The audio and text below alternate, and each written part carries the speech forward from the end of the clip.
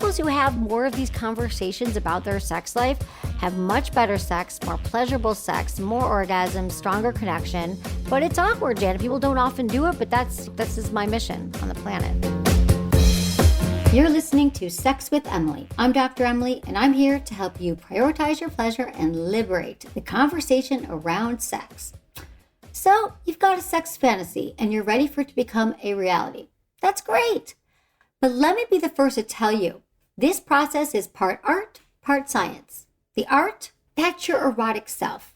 Closing your eyes, imagining hot possibilities, maybe it's taboo scenarios, and taking the time to discover what turns you on. But the science, that's where we have to get tactical and think with our heads as well as our loins. On today's Ask Emily show, I take your calls on fantasy and give you practical advice on how to fulfill them.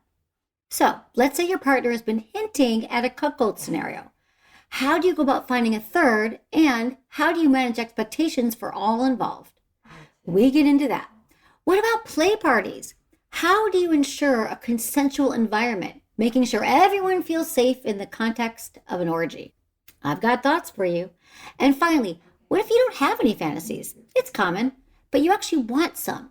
Is there a way to get more creative? Yeah, there is. Right this way for some sexy self-discovery. Please rate and review Sex with Emily wherever you listen to the show. You guys, it totally helps us. You just look down on the app, wherever you're listening to this podcast right now, and review us. We love a 5-star, and we love a detailed review too. You can also find me on Instagram, YouTube, TikTok, Twitter, or X, and Facebook. Everything is at Sex with Emily. If you want to ask me about your sex life, dating, relationships, call my hotline, 559-TALK-SEX. That's 559-825-5739, or just go to sexwithemily.com/assemily. And don't forget to check out my new articles, 4 Secret Sex Drive Killers and How to Come on the Face. You guys ask about that one a lot. Those are both up on sexwithemily.com. All right, everyone, enjoy this episode.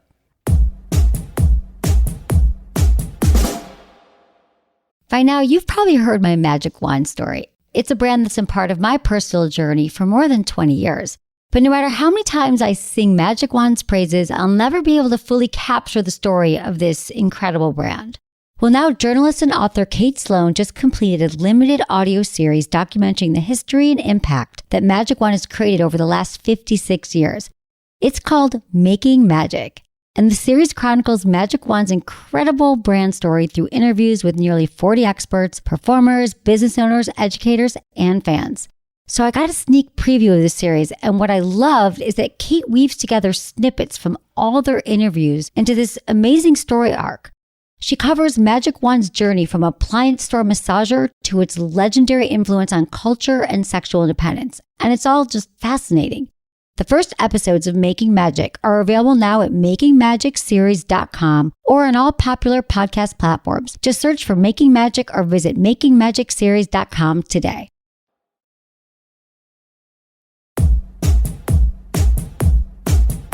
We have JR. He's 33 from Arizona. Hi, Hello. How are you? I'm fantastic. I'm very starstruck right now.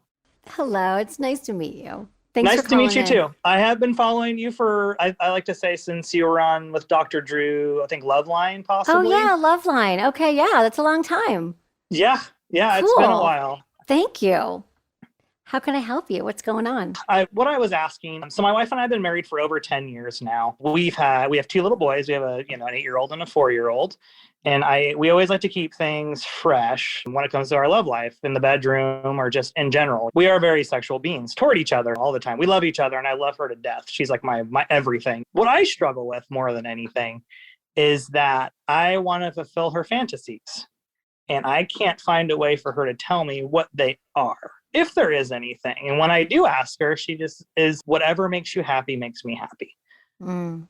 And I'm a giver. I like to give. I like to, ask those questions and everything because I want to make sure she's happy. And I know she is, but that's my block that I have is how do I get her to let me know what else does she want to do? What else does she want to explore? Is there anything else she wants to explore or have we tapped into everything? Yeah. Well, here's a great thing about sex. I don't think we ever tap into all of it. I think there's always more. However, let me tell you this, Chair, some people don't have fantasies. Some women fantasize, some men fantasize, some don't. Totally typical. For those people, I would just suggest you got to go out and find them. which is fun. You can think about some of her past, like you could ask her, what are the most memorable times you've had sex? Because in that answer, you'll be able to find out maybe why was it memorable? Was it because we were on vacation? Was it spontaneous? Did something happen that was different?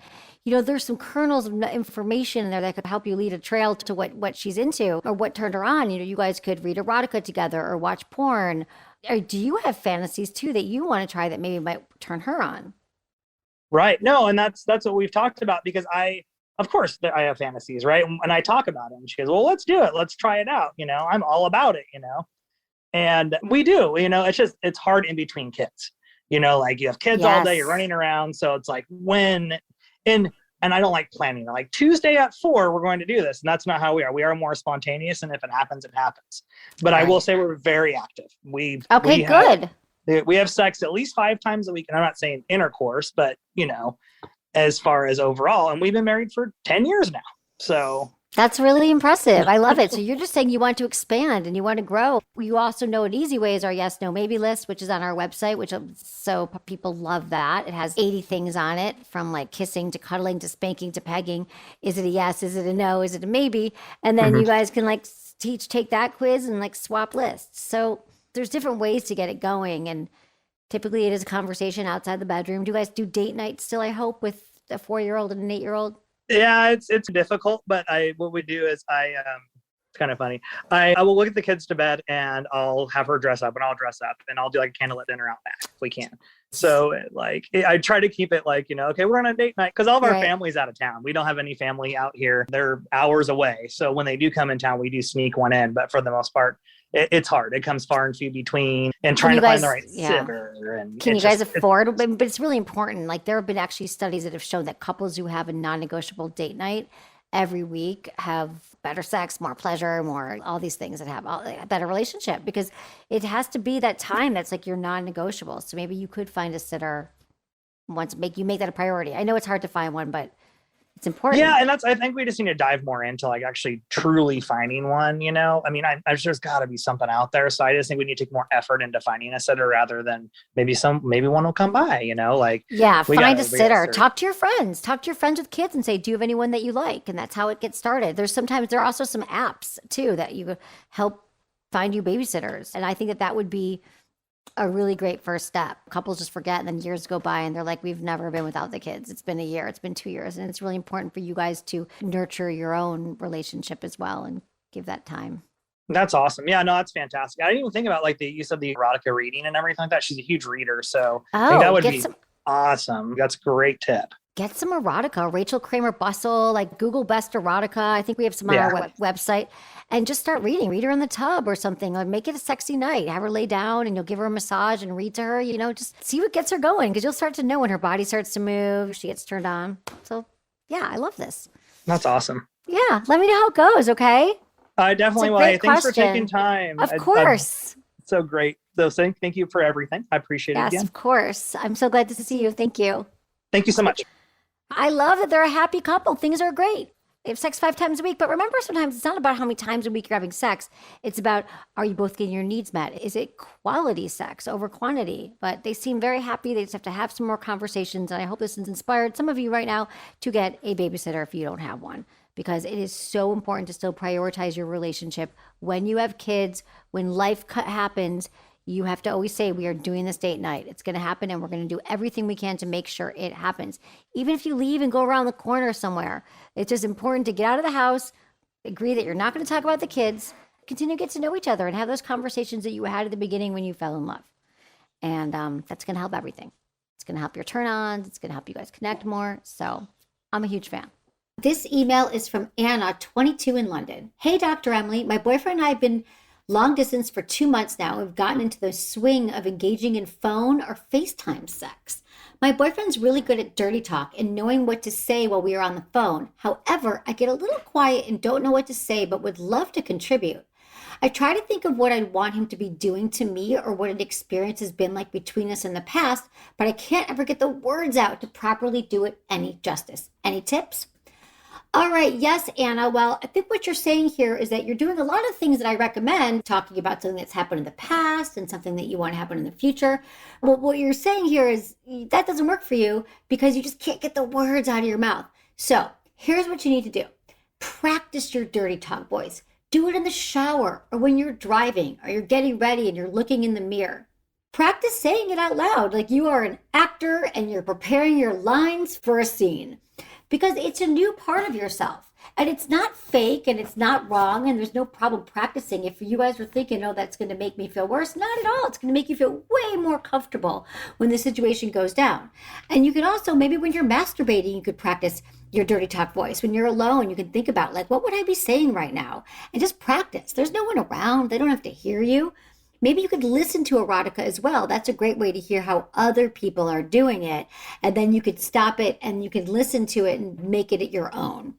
Deepening your voice, talking slower, and just being really, really descriptive about what you want from your partner. And saying, I remember the last time we were together. I can't stop thinking about the way your hands felt on my ass. You could even write it out, Anna. You could write these things out that you might want to say and then practice them. So that's what I'm hearing from you. It just takes a little bit of practice. And once you do it, it still might be a little stressful the first time, a little anxious. But once you get the words out, you're going to be so impressed that you're able to do this. And you're going to be a master dirty talker, sexter, FaceTimer in no time. Feel good about this one, Anna. Let me know how it goes. We have Laura, 32 from Iowa. Hi, Laura. Hi. How can I help you? This is so exciting. So my partner gets really turned on when he thinks about me with someone else or could have the opportunity to see me with someone else. And I want to know what the best way to introduce a third party into that is, because I love that and I'm fine with it. And I get turned on by the fact that he wants to claim me after, more or less, which I think is so hot. But I want to know how to still keep it light and fun with introducing a third person and then exiting a third person. Okay. First, so is this third person a man? Yes. I'm assuming he wants to watch you with a man. Do you want to know about how you can find someone, go about finding a third? Yeah, because we've talked about it before and he's thought about, us going out and approaching someone, but I feel like that's kind of risky because you don't know what the reaction on the third party is going to be. So I want to know how to find someone, but then in my mind, I picture like that third party exiting and it just being us two again. So I want to know what the best way to go about it is while still keeping it like sexual and fun and not like awkward radio silence, It's such a great question because you're like, well, I want to have sex, but I don't want to connect with this person. Like, I don't want to have we're not going to cuddle. We're going to have them leave. There's like play parties you can go to. Do you know of any play parties in your area? Mm-mm. There's a website called FetLife, FetLife. There's apps even the apps like OkCupid. And there's another one called Field, Feeld. And even there's one called also #open. These are all websites that can kind of help you find a third partner. So you can even like say what you're looking for exactly. You don't have to show your faces. So that's one way to do it. There's also there are play parties. So I'm trying to think if there's like a meetup for play parties and because you're in Iowa. So I'm not sure if there's as many as there are in LA. Like in LA, there's probably a play party going on right now. Yeah. But it's a little bit different, I know, probably in Iowa, but I'm sure they exist. Yeah. And so it would just be, do you have any friends who've been open or a little kinky? Yeah, I've had friends in the kink world, if you will. So I'm sure they would know. So I would just ask them. It just takes one person. Once you find one person, so then they have parties that are play parties and you have to be invited to go. And usually it's couples and single women, and there's different kind of rules around there. But that's where you guys would just start getting comfortable with other people, around and seeing if you like someone. Yeah. So however you find this third, though, and you want to know, maybe you FaceTime them or you go out for a drink first, you get to know them. But if you're like, I don't even want to know them, then you would really be clear about it and you'd say, this is exactly what I'm looking for. Once you put it out there, what you're looking for as far as just finding a third, you'd say, we're not interested in any kind of other hanging out after. It's really just for the sex. And you're just clear. This is a boundary. Tell them what your boundaries are. Include everything that's off the table. And then ask them if they've heard what you've said and have them repeat it back. And you can even ask what they're into and what they'd like out of this situation. And then it's just like clear. And then you get to go about your business. Yeah. You will find someone. Yeah. I mean, I think it's just a matter of saying people do this all the time. Like, oh, I don't do sleepovers, or I don't feel great with penetration. You know, I don't think we can make out. Like people, you're allowed to have your boundaries and state them. Yeah.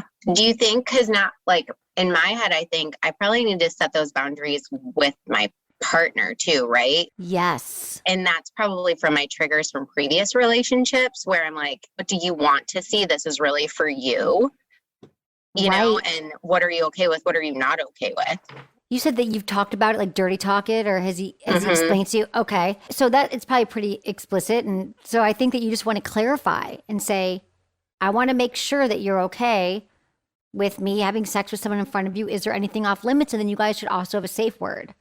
I would recommend that you guys have your own safe word where you can communicate in case we can dirty talk threesomes and kinks all we want, but when it's actually happening, sometimes you can get in the moment. You can be like, no, I do not want this to happen. So definitely talking to him. And it sounds like you're, you know, you're asking all the right questions here.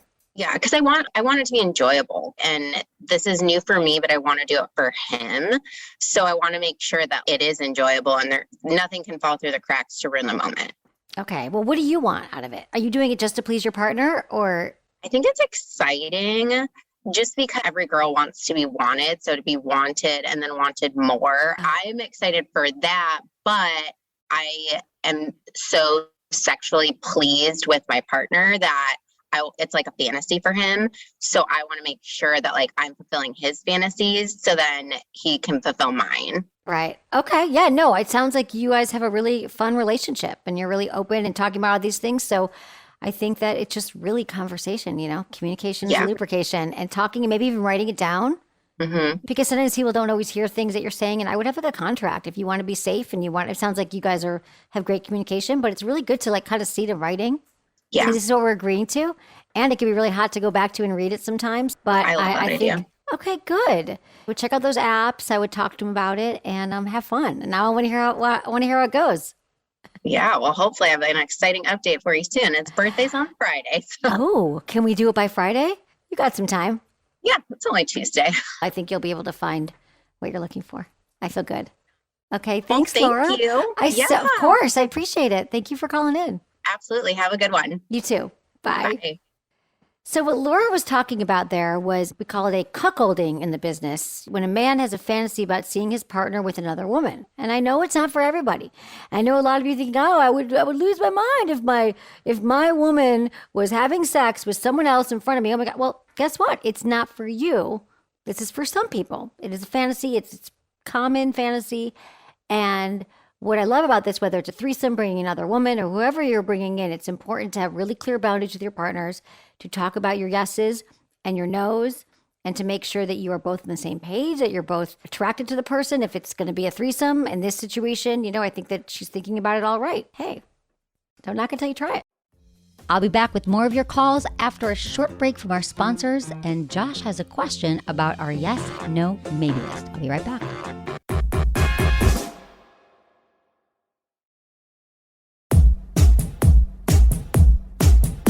We have Josh. He's 31 in Los Angeles. Hey, Josh. Hey, first off, I watched your masterclass with my partner the other day, and we absolutely loved it. Oh, I'm so glad. Thank you.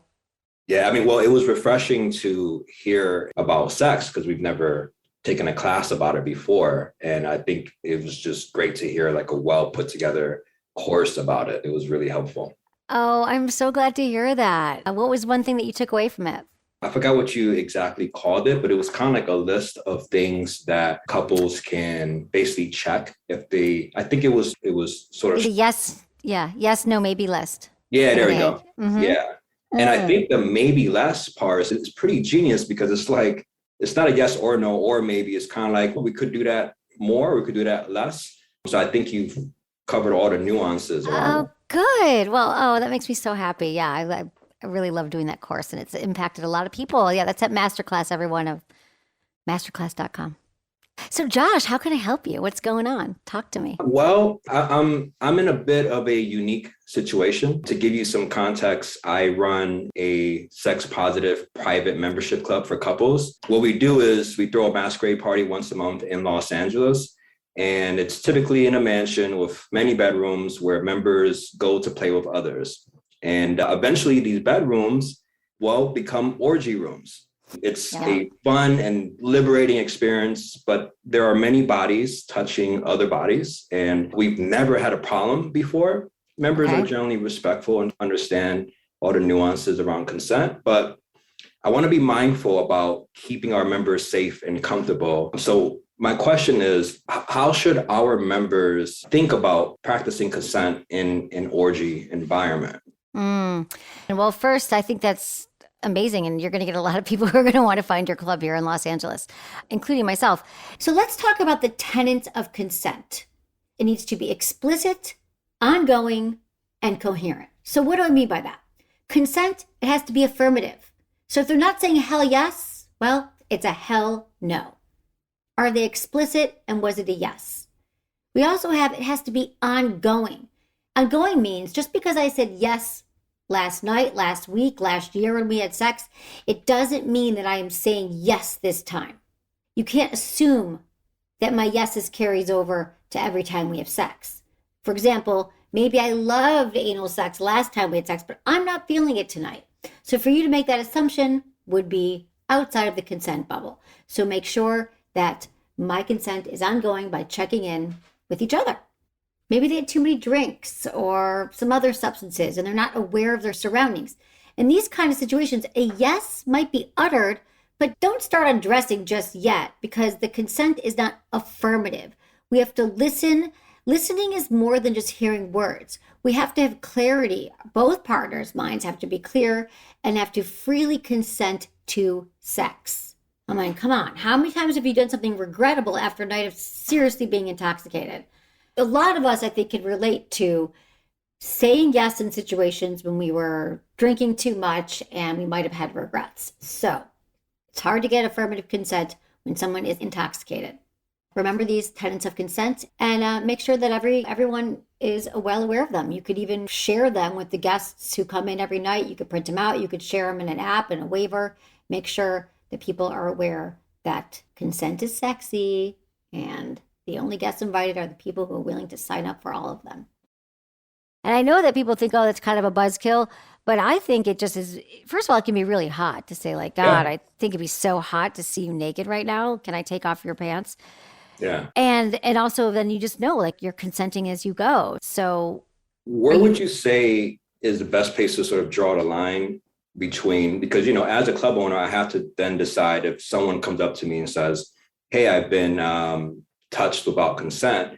It's like, where do we draw a line between touch and straight sexual assault? If someone just touches you here, is that enough for me to say, hey, all right, that person that touched you there needs to be thrown out? Or should we talk about it? Or is it just like, look, if a body penetrates inside another body, then that's obviously clear to me. Mm-hmm. But what would you say? What is the best way to think about that? I would recommend, I would get a lawyer actually, and I would have your consent forms written out by a lawyer to make sure that people are signing, that they're knowing that they're entering a party or a waiver even. Sure. But if that happens in the moment, I would definitely talk to the person where it happened, have them sit down for a moment and talk about it, because it feels like, at a play party, someone might brush by you or touch you, but if someone grabbed you and you said no, I mean, I think that would be a clear no. So I feel like the thing what I have found in the play parties I've been to is that people who go to play parties I have found are really respectful and careful. They have a whole language around it and everyone's just happy to be there, and I feel like they don't really push it. But I'm not saying there haven't been some he said, she said, bad situations that have happened. I know from one sex educator who went to a play party years ago, something came up years later that someone had tried to say no, and one of those gray area situations. Yeah. And they came after him and it wasn't good. So we have so much more language around it now, I hope. So I don't want to be like, oh, everyone's going to know what to do, but you're going to know by a case-by-case basis. And if someone's there and they're like, this person upset me, I think that you call them all together in a moment and you just say, hey, let's talk about it. And I'm sorry that happened. Do you need something? I can call you an Uber and send you home right now. So has anything happened at all? Has there been any feedback that's, No, thankfully, members have been always respectful. Our parties also, I think, naturally filters out people who may be disrespectful because we have a dress code. Men go in black tie, women come in cocktail dress or lingerie. And I think, we're a little bit higher priced than typical lifestyle clubs, but I think that sort of naturally filters out bad. I think it does. It's all really great questions, but as long as you have it really clear in the language, and you could even say something at the start of the party. You can even have a little thing that you say to everyone that we're all here on our honor. I want to trust everybody, but if something happens, please come tell me. And people are signing up for a party, like they're signing up for essentially an orgy. So, you know what I mean? Like, I hope that you have lots of pleasure and a really good time and you don't have anything like this happen there. But if you do, just remember communication is important everywhere and someone's got to be sober and be in charge. So it sounds like you're building a really great community. So maybe everyone's going to have each other's back. Yeah. Just be careful and trust your gut too, If there's someone like, I don't know about that person, I have a weird feeling, trust that feeling. Yeah, absolutely. Yeah. Thank you. I appreciate it. Of course. Yeah. My pleasure. Sounds like a good time. Is it a new club? Yeah. Well, we've been around for about 2 years. We typically do it in Hollywood. It'll be an honor for you to come by sometime. Sure. Yeah. I'd love to come by. Send us some information. Okay. Okay, cool. Thanks, Josh. Have fun. I appreciate it. My pleasure. Bye, Josh. Thanks. All right, guys, listen, even in a play party, we need consent everywhere. I want you guys to remember this, that consent is important to remember, that it's clear, coherent, it's willing, it's ongoing, and we have to remember to be honest anytime we're participating in sexual activity. Just because you wanted something last time, remember, doesn't mean you want it this time. And even in your own, just know if sex isn't a hell yes for you, then it's a hell no. You should want to be doing what you're doing in the moment. And if you don't owe anyone anything. You don't have to finish what you started. I think that just saying, I'm actually changed my mind. I'm not comfortable with this right now. Even can we slow it down? Sometimes no is just not yet. I really like, sometimes when you're having sex with someone, it escalates too quickly. And you might think, well, you could say to them, let's stop for a minute. I want to breathe. And maybe we can go back to the making out. That was really fun. That felt really good. I think that's what I'd like to do right now. Or just being clear, you guys, saying the things that you think you can't say. What is really going on in the moment? Not worrying so much about what the other person thinks, but more like taking care of yourself. Meaning they're going to be okay if you don't want to follow through. And even if you wanted it last time, you don't need it this time. So that's consent, everyone. Look for those hell yeses. Hi, Janet. Thanks for calling. How can I help you? So I'm calling because my partner and I, we have a good sex life, and he's very kind and considerate and a considerate lover. But he's asked many times in the past, what my sexual fantasies are, and wants to know what I want to do and what he can do to make me happy and stuff. And it's the frustrating thing for me is that I'm already fine or happy with the things that we do. And I feel like I'm not very creative. And so I feel like and again, it's not that he's, there's a whole huge amount of pressure or whatever, but I feel like I don't really have any other real fantasies. I grew up in a pretty strict Catholic, home. Sex before marriage was not okay. Masturbation was really wrong and stuff. And so I feel like that's played a part in my creativity, I guess. And so I feel like I'm not very creative. It's not that I'm not open to ideas. I just don't have ideas. Does that make sense? I got it. Yes, absolutely. You're in the perfect situation right now because you're open and you're willing, but you just don't have any fantasies. And that's really common. I hear this from people all the time. Some people's brains are more creative sexually and some aren't. And that's all okay. Now you get to go deeper into what you do. Here's a few prompts for you that might help you figure it out, because it's a journey. So first thing, I would be honest with your partner and say, I don't have a lot of fantasies, but want to go on a ride with me? Let's figure out what they are. You could start to think about some of your most memorable sexual experiences. You could even do that for yourself and just think about, what was I the most turned on about? And, or maybe with this partner, was there a night that was particularly hot? Was something happening? And so you can kind of look at your own sexual history and think about things like that might just kind of get you to start thinking what's hot for you. Maybe it was unexpected or spontaneous, or you were dressed up, or you were outside in nature, or, maybe something happened, and start to think about some really hot moments. Also, maybe you guys could read erotica to each other, or find some hot sex scenes in movies, or watch ethical porn. So I don't think there should be any shame that you don't have any, but I think you might have some fun trying out what your turn on is. What do you think about that? So thank you. Those are really good suggestions. I appreciate that. I feel like talking ahead of time, because sometimes I feel like in the moment I'm like, I don't know, like a deer in the headlights or something. Oh, well, though, here's what my thing is, that I always tell couples to talk about this stuff outside the bedroom. So it doesn't happen in the moment. It's timing, turf, and tone. I always say, like, your tone has to be light and curious and open. The turf is outside the bedroom, maybe when you're going on a walk or you're having dinner. And the timing is when you guys are feeling good, you're hanging out, you're not fighting about something or talking about something else. So in the moment, a lot of us can't answer stuff in the moment, but that's why you have to say, you know what? I want to talk to you about our sex life. Here's what I think is really hot. And you ask me about fantasies, but I tell you, I don't have any, but here's what does turn me on, or here, would you like to explore with me? Let's figure it out together. So just know that some people do, some people don't.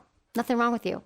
That's very helpful. I appreciate that. Okay. Yeah, I feel like he has some ideas that he doesn't, that maybe he's afraid to share with me. But I'm open to a lot. Oh, well, this is great, Janet. I think that he probably does have fantasies. And that's the other part of this, is to say, here's my fantasies. What are your fantasies? And that's how you're going to find out what he's into, what you're into. So this is going to be great. Yeah. It sounds like you already, you're getting a sense that he's got some things he wants to talk to you about. So maybe he does. And then remember, you get to ask questions and say, tell me more about that. Oh, that's really new for me. I haven't known that. Tell me more about that fantasy, because it might be something that you're just sort of haven't heard of or don't really understand. Just say, tell me more about that. When did you first have that? How would it go down? What would it look like? And the couples who have more of these conversations about their sex life have much better sex, more pleasurable sex, more orgasms, stronger connection. But it's awkward, Janet. People don't often do it, but that's is my mission on the planet. So I promise it works. Thanks, Janet. Okay, guys, this is like the basic, this is like what I talk to you guys about all the time, that it is okay to have these conversations. It's okay if you fantasize. It's okay if you don't fantasize. It's okay if you're afraid to have this conversation. It's okay if you love talking about sex. It's okay if you've never talked about sex. It's all okay. It's just finding ways to talk about it in a way that is not shaming and blaming and healthy. And it's really in all the name of being a great lover to yourself and to your partner. It's the most important talking we can do. This is from Jessie, 34 in California. Hey, Dr. Emily, heterosexual cisgender female here, and I absolutely love your podcast. I enjoy sex with my boyfriends, current and past, but often can't orgasm unless I'm fantasizing about someone else, a past lover, someone in my life, an imagined lover, having sex with me instead. This isn't a shared fantasy or kinky game between my partners and me. Actually, I'm sure they'd be hurt if they knew that. Generally, when I'm orgasming really hard, I'm fantasizing about another man. I'd like to be present and emotionally available to my partner while enjoying sexual intimacy together, but there's clearly some block that I can't figure out. Help. All right, Jessie. Well, let me tell you this. It is really, really common to have fantasies about someone else. In fact, in a study conducted by the Journal of Sex Research, 80% of women and 98% of men fantasize about someone other than their partner. What I'm hearing is, it sounds like a little bit of disassociation. If every single time you're with a partner, you have to fantasize about someone else, it means that you are disassociated from the situation with an intimacy, really, being really intimate with the person that you are with. That's really challenging for you, it sounds like, to orgasm. So I feel like you are in a practice of, you're getting close to orgasm, you're with someone else, and your mind goes to, now I got to fantasize about someone else. So it's going to take a little bit of rewiring and undoing that pattern.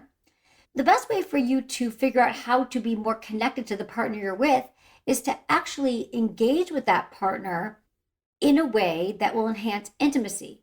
For example, it could be some dirty talk that you're exchanging back and forth during sex. It could be a little bit of role playing, some dominant or submissive play, some BDSM. Maybe it's just some light kinky bondage where they tie you up or blindfold you. What I'm saying here is that when you are actually engaged in an activity with the person you're having sex with, you're more likely to be present and focused on that partner. And so your mind doesn't have time to wander into the past and to think about somebody else when you're truly feeling intimate and connected. And the thing that I love about acting out fantasies with partners and role playing, and why I talk about this stuff so much, is because it's a way to ground you in the present moment and to feel connected with the person you're with. So that's what I recommend for you, is having some conversations with your lovers before you have sex, and just to letting them know what you're into. And then it might be fun to play with some other scenarios, because I think you'll find that when you are engaged in some fun play in the moment, you won't have as much time to go to your habits of the past. Okay? So let me know how it goes, Jessie. Thanks for your email.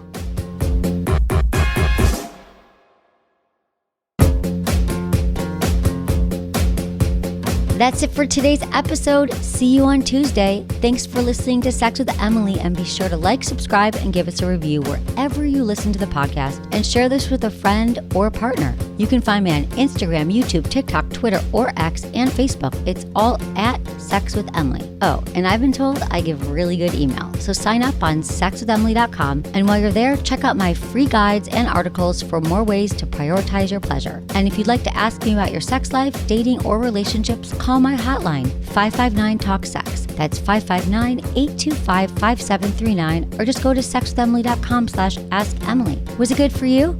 Email me, feedback@sexwithemily.com.